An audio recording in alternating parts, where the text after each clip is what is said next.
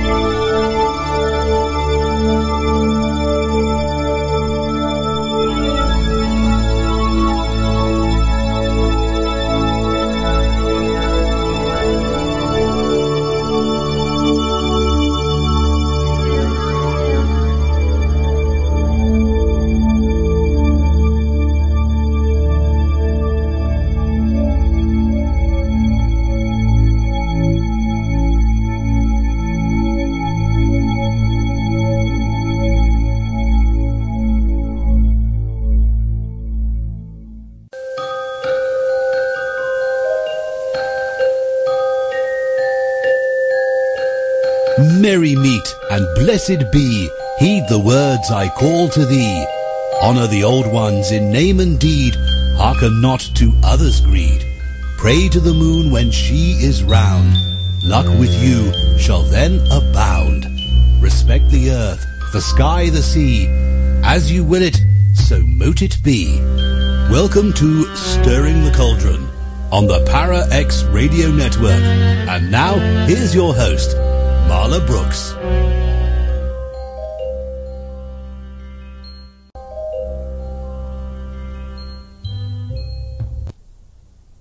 Hey, Mary meet everyone, and thank you for tuning in to Stirring the Cauldron tonight.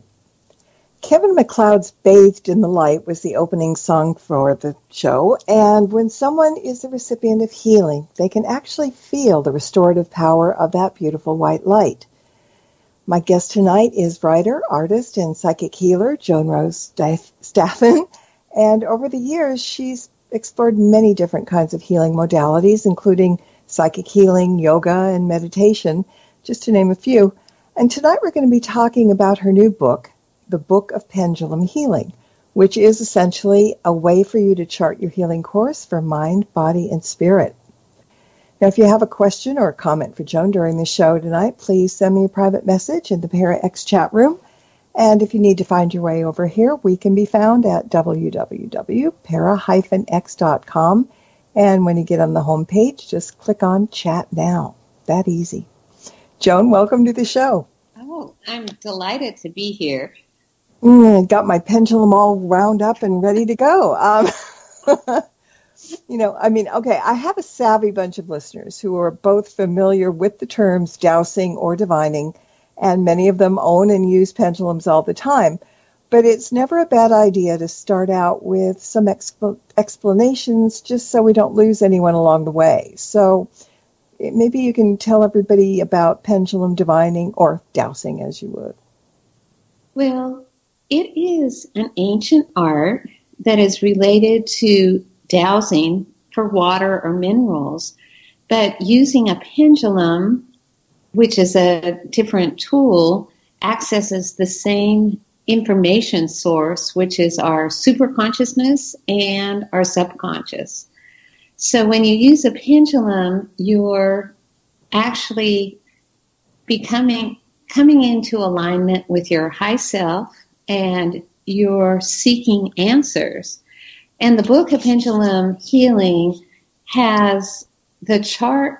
The charts have the many solutions for healing, so that you're no longer using a binary system, which is yes, no, but you're actually getting solutions and able to figure out what you actually need on a daily basis. So it's a lot of fun. It is, and we're going to get into the charts a little bit later because there's like a whole lot of them and really interesting. But, a little background. You came from a very religious Baptist and Lutheran background. And when you were 20, though, you picked up a copy or read a copy of Seth Speaks by Jane Roberts. And that was really, you say, very kind of eye-opening. And it seems to be like a very pivotal point in your life, wasn't it? For some reason, when I read Seth Speaks, it all made sense to me because I think prior to Seth Speaks, the universe seemed very mysterious, and that I didn't understand why certain things happened. But when I read Seth Speaks, it takes you to a whole nother level, and parallel lives, and so it kind of opened my whole mind to the psychic world, really. Did it come as a big shock to you that what you really found out was maybe something that you had been taught against earlier on? No, I don't know why. It was more like coming home, where Christianity, and I love, I was lucky because I came from a very loving home. But I did go to these, the Baptist church, which was a little bit of fire and brimstone, and I was always getting saved. But by the time I was 20, I no longer, some of the answers about faith and Jesus and how you just had to believe didn't make sense to me anymore. So the answers I received from Seth Speaks kind of opened up a whole set of new questions, but on another level, it was more like coming home to who I really was. Yeah, I think we all understand that because it's we've all been there. Yeah, I'm home now. And so over time, you learned, you grew, and there were lots of ups and downs in the years to come. Right. But then, and we can talk a little bit about that, but then you were introduced to spiritual response therapy at a time when you really needed it the most. And you received profound healing, and that kind of led you to become a healer yourself. So first of all, let's talk a little bit about what spiritual response therapy is, and then how did your healing lead you to become a healer yourself? Well, as you said, I had a background already in Course in Miracles, working with angels. But then my husband, who was a very spiritual man himself, ended up being diagnosed with a brain tumor. It was very sudden. We were just all shocked. He was healthy. We all ate, we shopped at the natural food store. He ran in marathons, and suddenly he had this brain tumor. And then we went through a year and a half we did a lot of prayer work, and we had wonderful groups surrounding us, but it was a very difficult time. But after he passed away, I had 6 weeks after he passed away, I realized, oh my gosh, I'm a single mom, and I had 2 preteens to raise. And so, of course, we did counseling. We did all sorts of different therapies, flower essences, massage, acupuncture. But it was as if I had a hole in my soul. And when I found spiritual response therapy at our local Unity church. A girlfriend said, oh, you have to meet this great gal, Shakti Wilson. And she was teaching a simple workshop on how to use a pendulum with a chart. I had never done anything like that, but when I picked up a pendulum, and I think there was 30 of us in that room, we all just learned how to use the pendulum and the chart. I don't think there was anyone in the room who didn't. It was pretty amazing. Mm-hmm. And then I went home and started practicing with the chart and finding answers for myself. I was amazed from the get-go. In some ways, I was a very practical person. I ran a high-tech marketing company at the time. So it was kind of a leap for me to pick up a pendulum and to move into spiritual response therapy. And then I took classes for 3 years. It's based on hypnotherapy principles. So a lot of the terms it uses are based on that. And then you're able to look at your past life, present life, future life, plus what your blocks, obstacles, difficulties are. But the principal thing is that you're able to heal and clear them using the pendulum. And that's the real charm of it. And it worked. So that was the amazing thing to me. So I grew through that program. And then, of course, I started working with other people as I did that, and having angels and spirit beings showing up. And it got very exciting. So. Once you jump into it with both feet, I mean, you just go. You hit the ground running, and you just keep going because there's so much to it. Once your eyes are open, it's rather amazing. Now, being healthy does not just refer to physical health. Spiritual health, mental health, and physical health are all intertwined. And we need to work on all three to get the best results overall. And your book covers all the bases, but let's begin about talking about pendulums in general. And I think it's important for people to know that this is a book that works well for beginners and adepts alike. So no worries, listeners, if you haven't worked with the pendulum before. So one bit of information that I thought was really a very good point to make is that pendulums can be found and bought very easily, but you believe it's even better if we make our own. And, that's very much like spell casting. A spell made always works better than one you pick up elsewhere, because when we create our own spells or our own tools, we're putting 100% of ourselves into the process. And that's the key to success in any endeavor. So let's talk a little bit about making our own pendulums, because, in my opinion, they can be as simple as a button on a string or as complex as you want to make it, right? Right. Well, in the Middle Ages, women used their wedding ring on a string to figure out the sex of children. Mm-hmm. Yep. And I think it was a very successful practice, and they were forbidden to do so. It became a law that women weren't allowed to figure out the sex of their children using their own pendulum. Well, it's really fun because so many materials are available at local crystal stores, And the most important thing is that you are called to the crystal, or you can use other substances like gold or silver, pendants. But the primary thing is to really love the stone you're working with. Pendulums are a bit like pens in that you can use most anything for them, but they're very powerful because they're connected. They're connecting you to your higher self in your subconscious.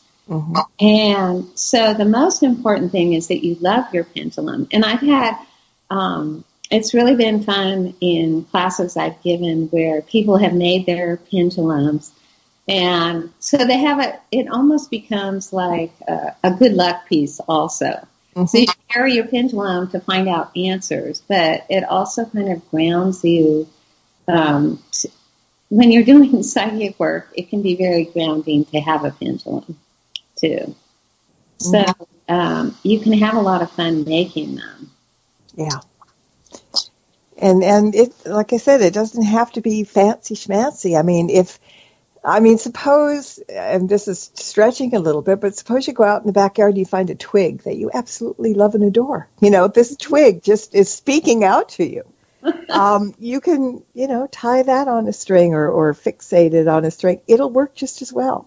Right. The main thing that's very important when you first begin is that the pendulum have a point at the end so that when you use it with the charts, you can be specific and find the right answer.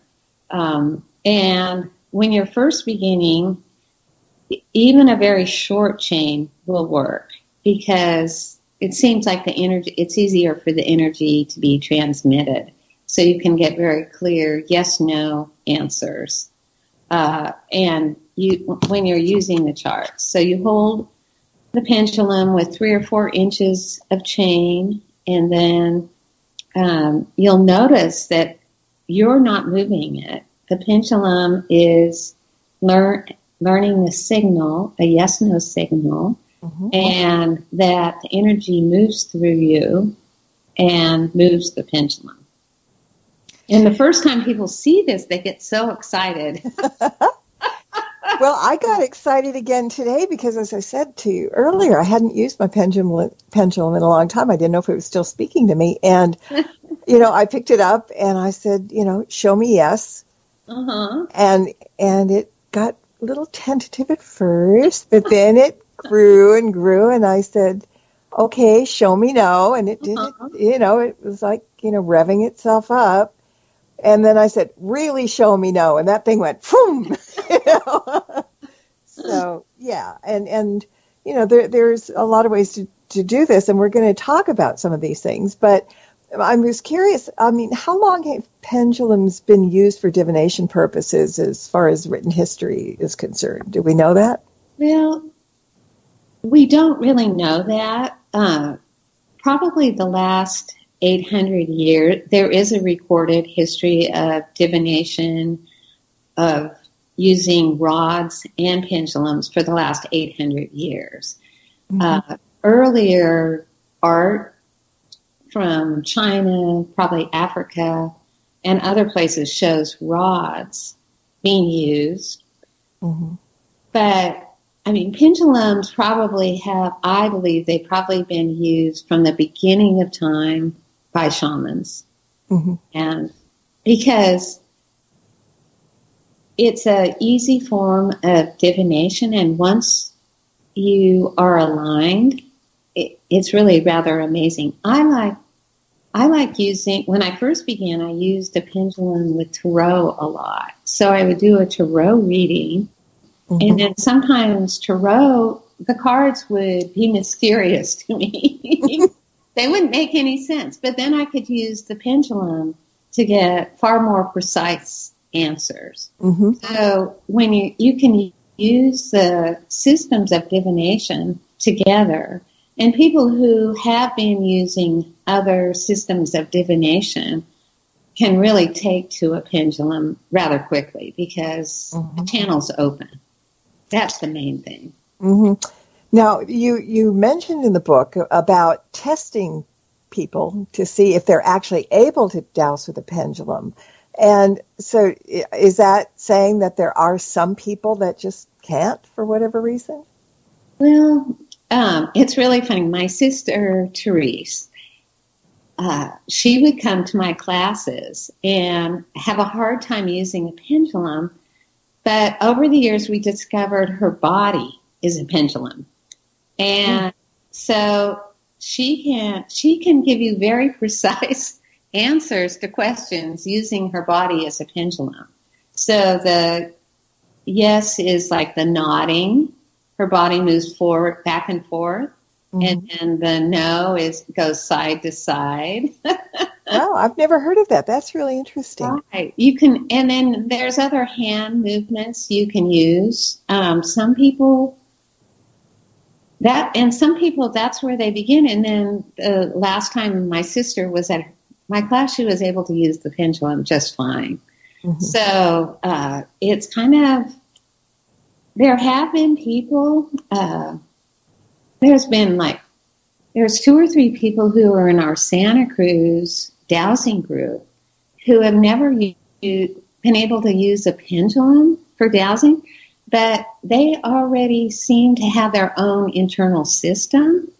And so, I kind of wonder, I think, well, either they surpassed the dowsing stage or they really don't need it. And I think dowsing is really for people who need it. So, and yeah. And the thing about divination in general, and this is just a kind of a blanket statement, but no matter what you're using for divining, there are basic things to follow to get it right. But, if it doesn't work for you and you have an inkling that you try it a different way to work better, don't be afraid to do that, because we're all different. And what works for one might not work for the other. And that's the beauty of it, is being able to have that creativity to make it fit for you.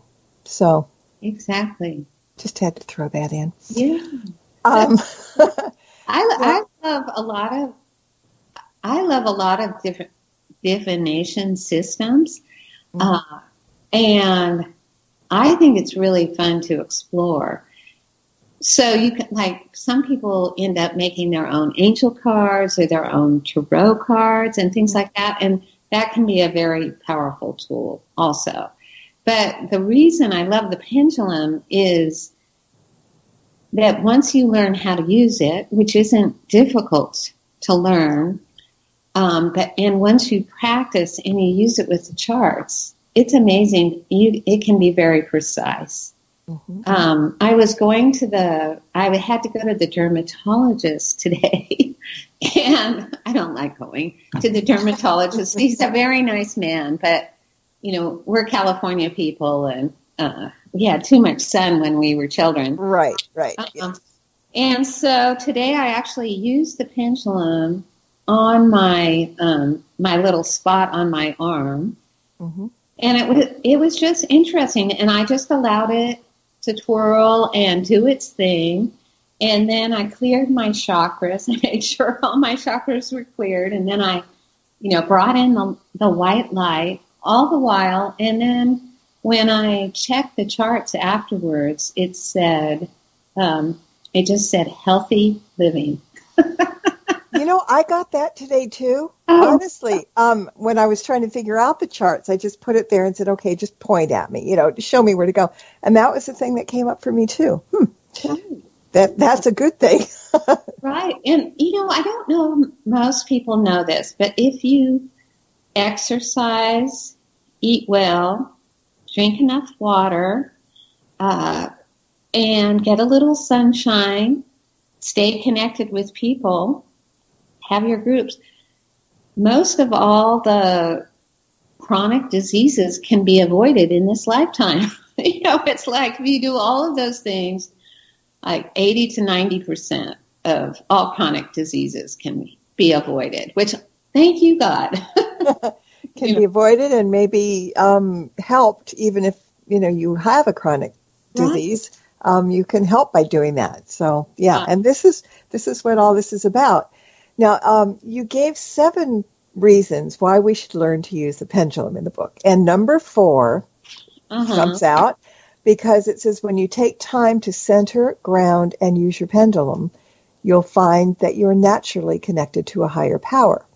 So I think this might be a good time to explain grounding and centering and how important that is in general and particularly when you're divining.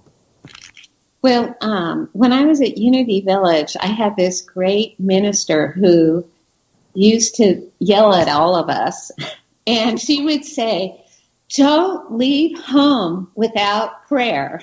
And I would say, "Don't leave home without grounding and connecting with your higher power," because it's a crazy world out there. But if you take even 10 minutes in the morning to center, send roots down from the bottom of your feet and from your first and second chakras to the center of the earth, and then connect above to your higher power, and just I always put a protective pink bubble around myself and know that I am being protected as I walk out that front door. I have much better days. It's like a safety thing. And when we use the term higher power, that means something different to everybody, but we all have one. Right. And so that is the entity, the being, whatever you want to call it, that we need to look up to when we're doing this centering and grounding and whatever. But don't think there's only one higher power, because there's one within each of us, and there's a whole lot of us. So, whatever works for us, that's who we look for. And I think that's important. Right. And also, in that 10 minutes, because I used to run a company, so I would actually journal, ground, do my little meditations, and then I would hop in my car. And then on the way to work, you probably do this too, I listen to little God music, or little spiritual music. And then when I would be driving to work, I would be given information about my day. So your intuitive senses are open and ready. So I would be told, like, this person might quit today. Be prepared for that. Or, I would be given new creative ideas for projects and things like that. So it can be very helpful for people who are working too. And I got a comment in chat, and I kind of answered it one way when you might have a different way of answering. But she said, so grounding is just literally connecting to the ground, the earth. Yes. Mine was kind of pretty much being one with the earth. Is there any more to it that I oversimplified? No, I ground with Divine Mother, or the Earth Mother in the morning. I think because I need someone to focus on. And she's often dressed in different outfits, like a party dress or a serious dress or a healing dress. It's kind of funny. So I connect with her, and then I connect with, I call, it's the universe and my high self. Right. So. Yeah. And there are, different ways of grounding. I mean, you were talking about, which is the simplest one, the earth, the roots going down into, out of you and into the roots. I mean, that is probably the easiest thing. But there are other things that people do for grounding. And so, again, we're not saying if you have a way to ground yourself that's different, use it by all means. It works. Yes. Dance classes can be great for that, especially if you're doing a lot of squats and you're pushing your energy down. A lot of clients who come to me, usually there's some sort of issue, or, they're very busy, or, and oftentimes we're just about a couple inches off the ground. The reason grounding can be so important is because when you're grounded, your energy is grounded. That means that you can manifest your spiritual, and you can manifest your intentions. Mm-hmm. So if you're trying to manifest a new house for yourself or manifest a new job, if you're grounded, then it's like the energy comes down from, a higher source all the way in through your body. Mm-hmm. So, yeah, fun.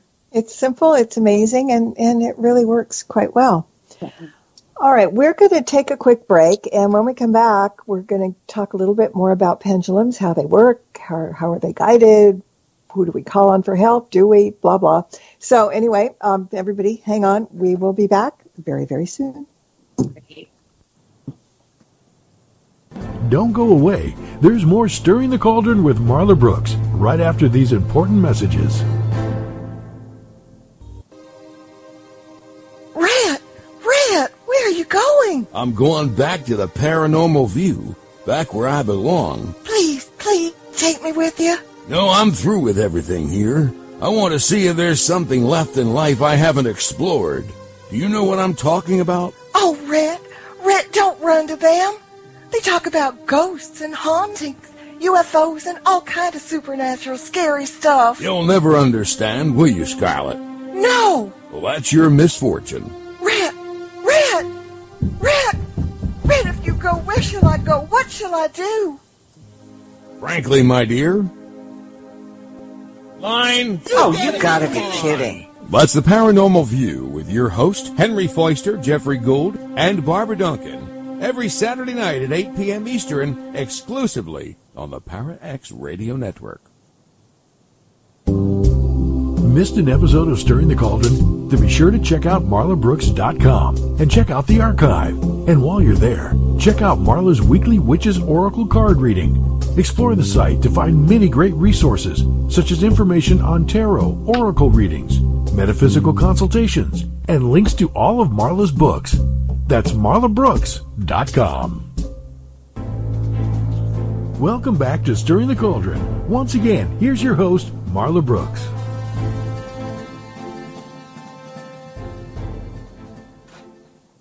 Okay, we are back with Joan Rose Staffen, and we are going to be talking some more about the pendulum and all kinds of good stuff. So before we took the break, I said we were going to talk about how pendulums work. Are they spirit guided? Do we call on somebody for help? Let's do a little basic pendulum 101.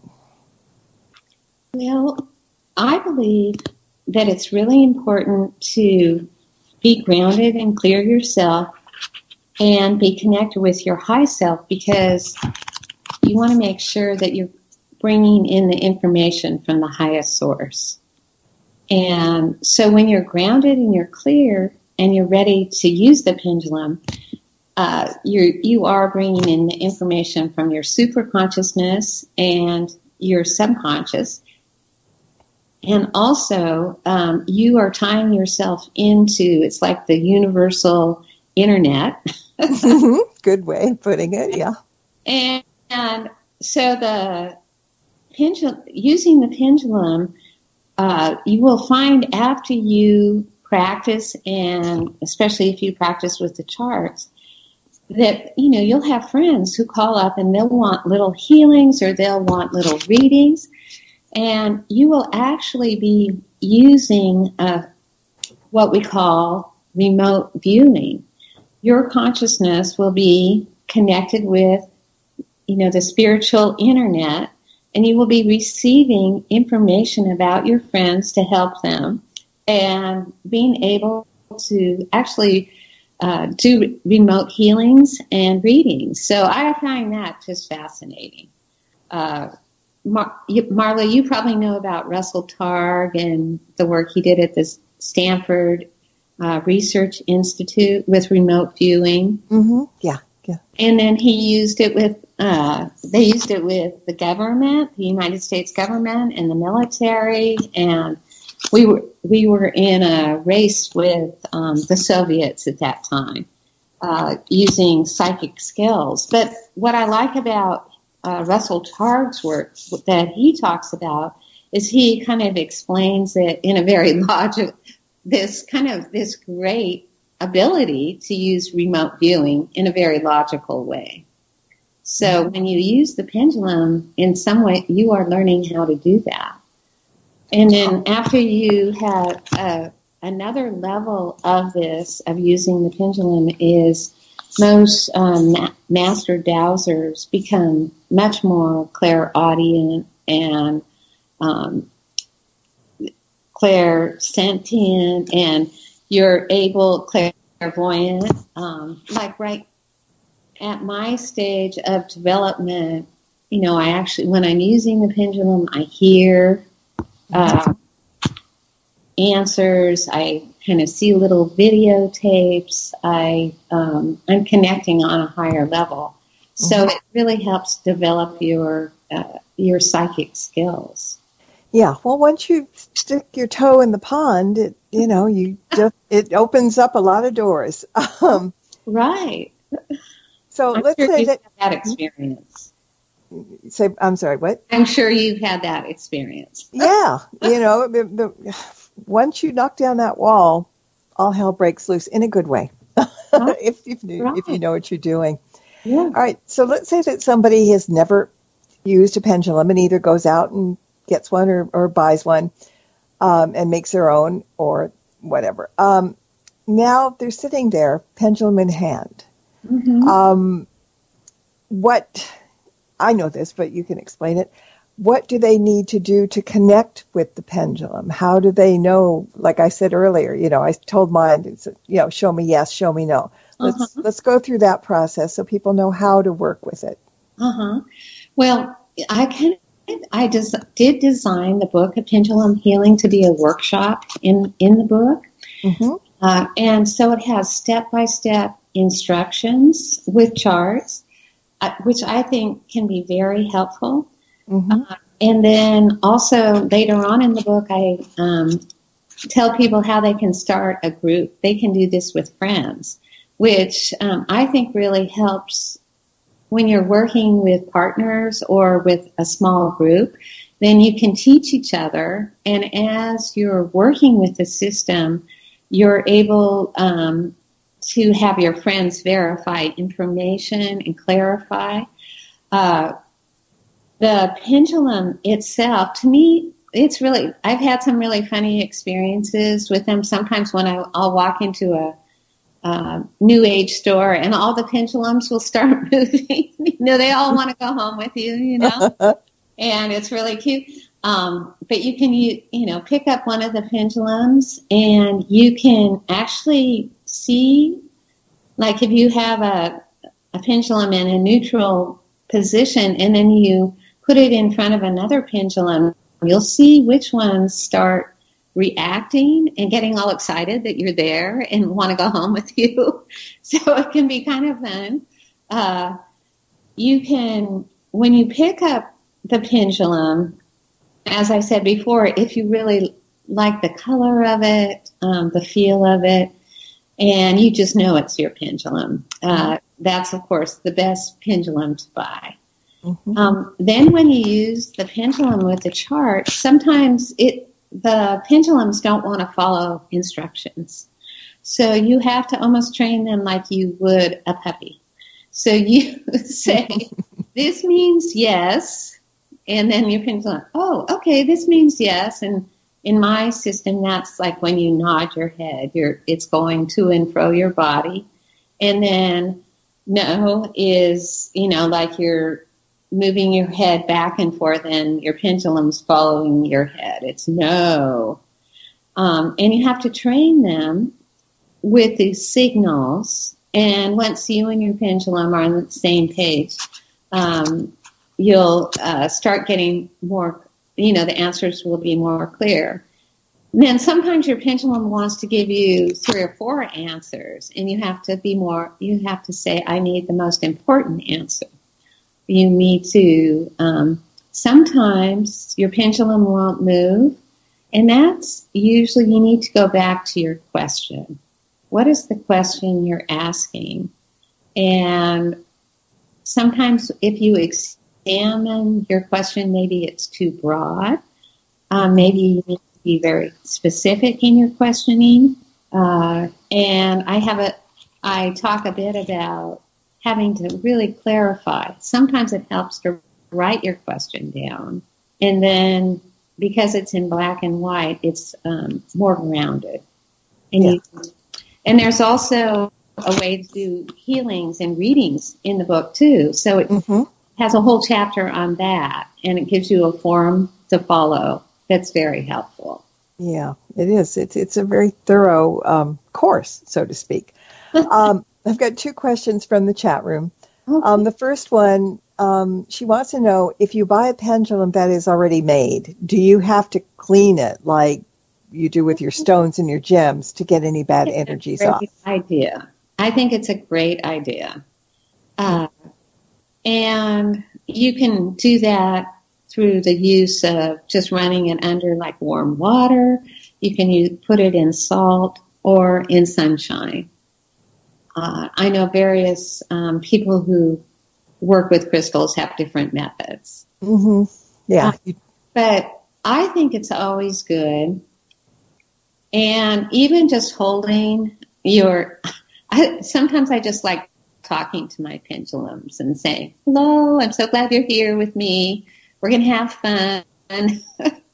We're going to do great work together. And I just ask that you give me extremely clear answers.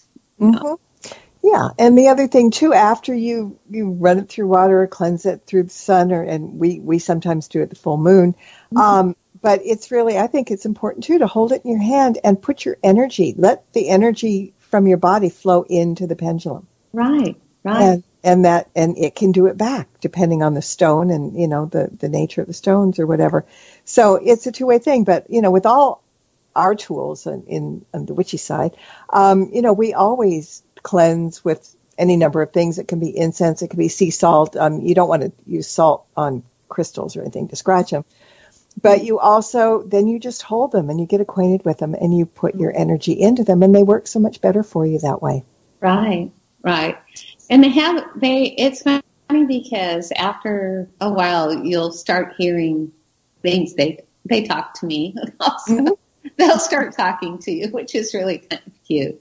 I had a girlfriend who, she had 2 pendulums that she had to keep in separate bags because they seemed to be in love with each other. They would entwine when they got together.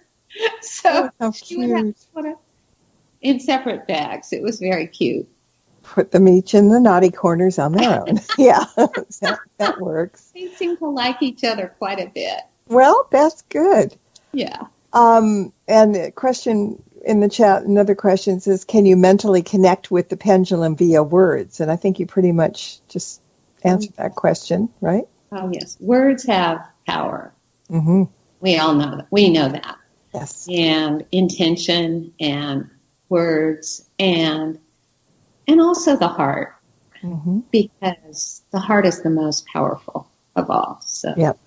It absolutely is. One more question from chat. Do shaky hands inhibit being able to get an accurate response from the pendulum? And I was kind of wondering that myself, because sometimes, you think you're doing it rather than it doing itself because you're just a little quivery or whatever. So what do you think? I think the most important thing is the intention. Spirit is working through us. And some of us have, certain disabilities and all that, but Spirit is working through us. So yes, even if your hands are a little bit shaky, it can still definitely work. And sometimes when we're doing, I have a girlfriend who has a shaking disability, and so amazing when she is giving healing, she doesn't shake. It's so amazing. And when she's giving she is a minister and she's giving these wonderful talks, she doesn't shake. And it's almost like by doing this healing work, it comes through us and it helps heal while we're helping heal others. And she was actually paralyzed on one side and, has used various alternative methods to heal because she was told that nothing would work. And so it put her on a healing path, and she is one of the best healers I know. See?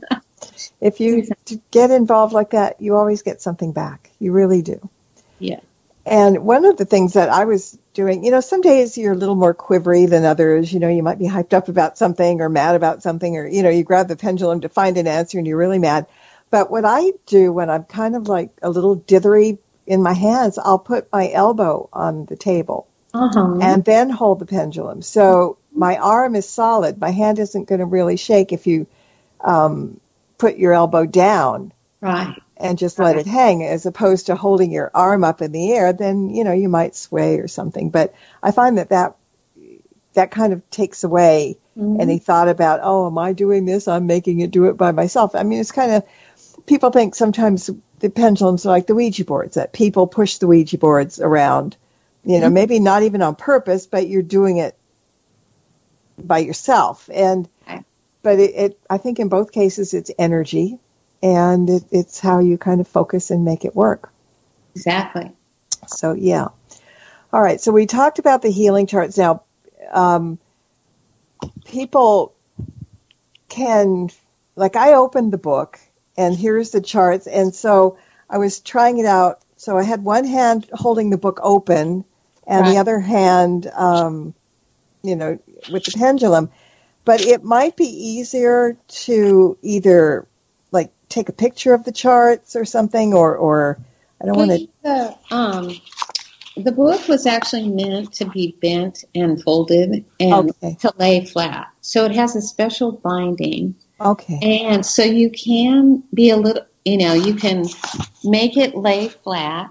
And that's probably, you can put that on a flat surface. That's probably the best way, especially when you're learning. And so don't worry about hurting the book when you're laying it flat. I think, I have never used it with an electronic device. I'll be honest about that. I haven't taken a picture of it and used it on my iPad or anything like that. But I think it would be possible to use that. I would be maybe a little worried about the interference with just being electronic.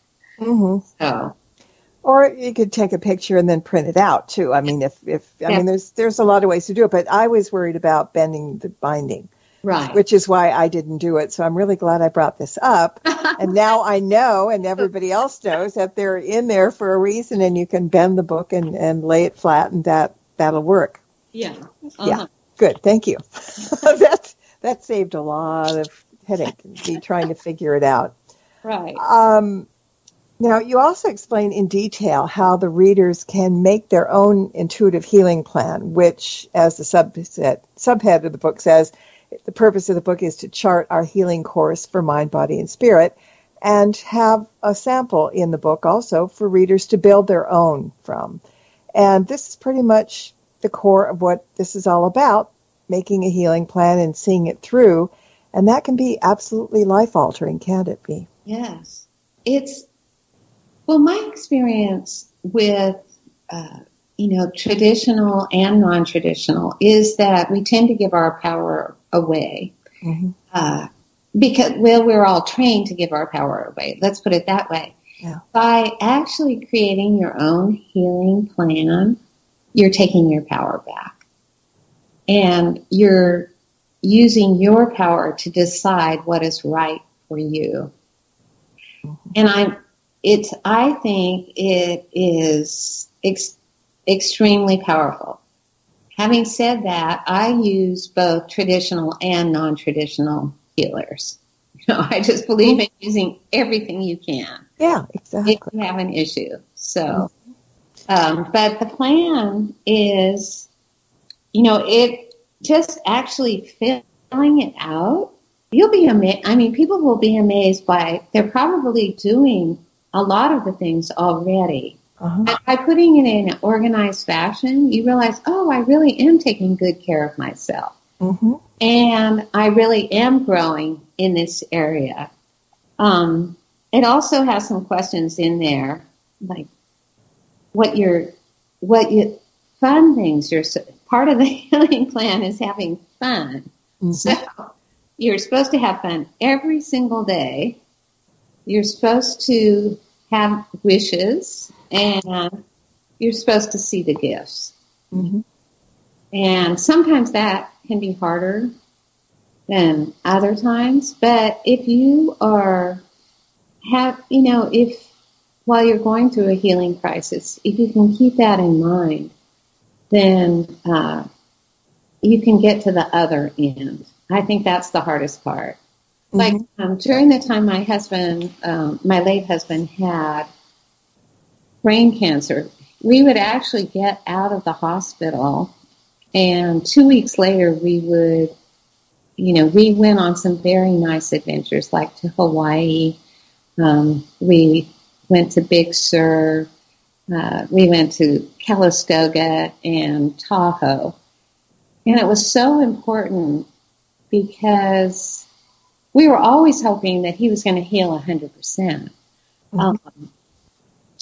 But what happened, that wasn't what happened. And so even during the time that he was so ill, we were able to have some really wonderful times together. Mm-hmm. And that can just be so important. Yeah, it can. You have to look one day at a time. Yeah, exactly. Now, also, there's a whole lot in this book. And as you said, when they start looking at the plan, the sample plan that you wrote out, mm-hmm. At first it sounds really difficult when you think about it. But when you open the book and you look at it, you go, wow, it's all there for me. It's like a Q&A. It's all written out. All we have to do is answer these questions. And then, as you said, it starts coming together and starts making sense. Yeah. So, yeah, I think people will know that this book is really an easy primer, but not only that, it just leads in so many really great directions. But aside from the healing, the book also offers other pendulum exercises like communicating with the deceased loved one, communicating with animals or past lives, or clearing your body, or lots of meditations and creating sacred healing circles and clearings, as we talked about before. In short, just about anyone who is interested in working with a pendulum, it's something everybody needs to know. All these things, or whatever you want to know, they're already there. Right. Maybe that's a better way to put it. Well, I must admit I have used every single one of these things that I wrote about in this book. So you can... I've been on the healing path for a while. Mm-hmm. Mm-hmm. And I have needed all of these things on my healing path. Yeah. So.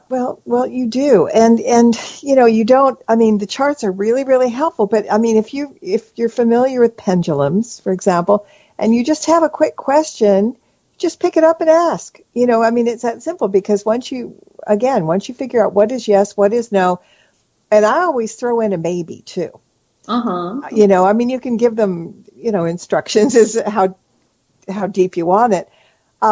But if you do that, you don't need to make it like a college course. It's really very simple. Right. And I would add one more thing and that's one of the things I teach in the book, and I learned through SRT, was the clearing signal is having the pendulum move in a clockwise way. Mm-hmm. And so whenever, I love the clearing signal because you can clear yourself, your chakras, your house, your car, your workspace. Mm-hmm. I clear hotels, hospitals, anything. I live in an intentional arts community in Santa Cruz. Mm-hmm. And so I ended up clearing the building, the space, when I first moved here. And then we had a tragic event, and I did an incredible amount of clearing through that. Mm-hmm. So clearing can be very powerful, too. Yeah. Have you tried that? I have in different instances, yeah, absolutely. And it's a necessity because it's like, they always say, well, you need to clear your chakras because they get gunked up. Well, the rest of us gets gunked up too. Right. So we do need to clear. We need to clear our tools. We need to clear our minds. We need to clear, anything that we're doing. The clearing, the grounding, the everything is really, really important. And it's not something that you're going to have to learn and study and it's going to mess your head up. It's just natural stuff. I mean, it's just normal things, we just want to clear ourselves and ground ourselves and look at life from a more positive perspective than we sometimes tend to be looking at it because, we're living in the mundane world. It happens. Bad things happen. So, we need all these things to kind of take a deep breath and cleanse. And cleansing is really important.